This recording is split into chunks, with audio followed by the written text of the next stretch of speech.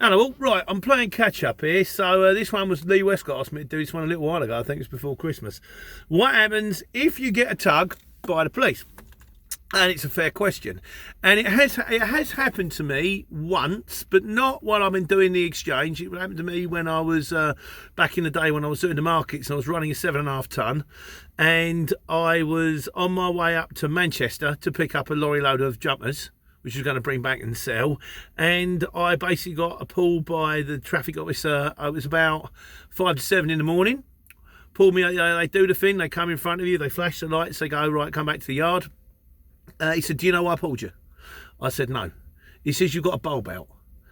Now, I'm going to be honest with you, I knew I had a bulb out, and I should have changed it, because it would have saved me an awful lot of headache, but I hadn't got round to it. And it was different then. I was a market trader then. I wasn't like a proper courier driver, transport person that I am now. And because, unfortunately, the daylight came on at like 7:05, he says, right, from 7:05, you're allowed to carry on driving. They did the inspection all the way around the truck. The truck was absolutely fine, except it had an oil leak. And he said, that oil leak needs to be seen to. You've got 5 days. So then I had to, rather than I had to go and get the truck re-inspected and re-MOT'd within 5 days, and if I hadn't had it done within those 5 days, I couldn't drive it. On top of which, I couldn't go to market for the next 2 days because I had to then suddenly have an emergency MOT on the truck. So that bulb cost me a load of grief. The best thing to do, I will come back to it, no, we go to an hour in fairness. Now, that was when I got stopped. But I do know a guy, my mate Martin, in a Luton, again, it's part market trader, part removal guy, has been done 3 times. The first time they stopped him for overloading, they let him off. They see he was like a little bit overweight. They basically said, okay, you don't know any better. And this was going back in the day. I think they've got a little bit hotter now. But he said, okay, fair enough. This is a situation. If it happens again, we'll have you. It did happen again. He was on the lead up to the Blackwall Tunnel on his way down to work Deptford. There's a weighbridge by the Blackwall Tunnel. They pulled him. I think he was just under a tonne overweight in a Luton. So he's had a Luton that should weigh 3.5 tonne laden, and it was like just under 4.5 tonne, for which he received, I've written this down so I didn't forget it, 3 points for overloading and a 650 quid fine. On top of which, he said, the points have just come up my licence now. I said, that was over 5 years ago. I said, don't ask me how. He said, but it has cost me a fortune in insurance since then.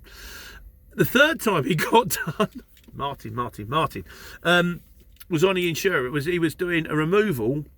The thing he said that covered me, they pulled me over. It's a very nice people. I talked to them. I explained the situation. They said to him, how do you know what weight is on your vehicle?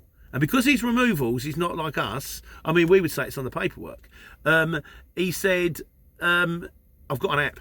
I've got an app that calculates random weights. So you type in bed, it weighs this much. Wardrobe, it weighs this much. Obviously, it's not perfect. And in fairness to Martin, he wasn't that much overweight. He was only about 300 kilos overweight. So might have been a little bit more than that, or over his 10%, because sometimes they'll allow you 10%. If it's 3.5 tonne, and you're 350 kilos over, you're within your 10%. It might be 10, might be 20. I'm not sure. Don't do it. Just in case. They don't have to, but they might. And then he said, and the customer said at the last minute, oh, can we take this mattress? He's going to dump it. He said, well, if you're going to dump it, leave it over there. And then you'll have to pick it up on your way home. And then the nice lady, she turned around, she said, right, come on the weighbridge. And then she said, because there was 2 of them, obviously doing the removals, 2 in the front.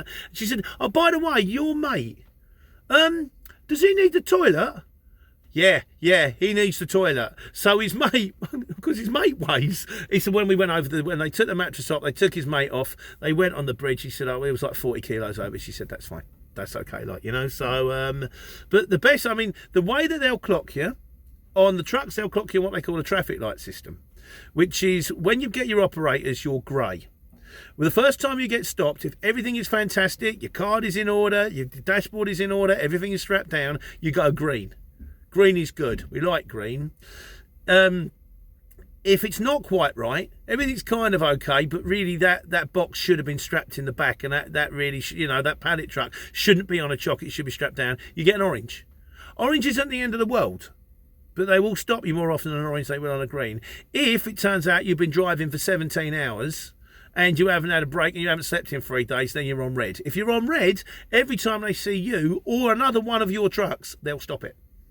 motorway traffic police, and it will flag up on. They'll see the camera will recognise the number plate, and they'll flag you and they'll pull you every time. So if you go to work for a firm that's got red, you're going to be stopped all the time. With vans, it's not like that. Because with vans, you don't run on the operating system. What they tend to do with vans, they'll tell you that there's a weighbridge in the middle of the road. They'll tell you that they've got automatic sensors from satellites or something like that. I don't know about that. In my experience, what they do is they drive by the side of your van, they look at your back springs. If your back springs are smiling, that's a good thing.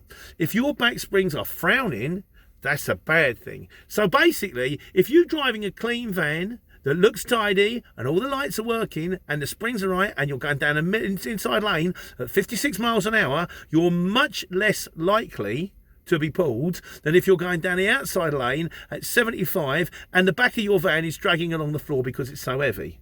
Having said that, you may also pass by the side of the road, and that applies to trucks and vans, and they'll do random spot checks. Like every fifth vehicle, they'll wave you in regardless. Whether you're green, whether you're orange, whether you're red, whether you're in a van, they'll just wave you in and they'll check you.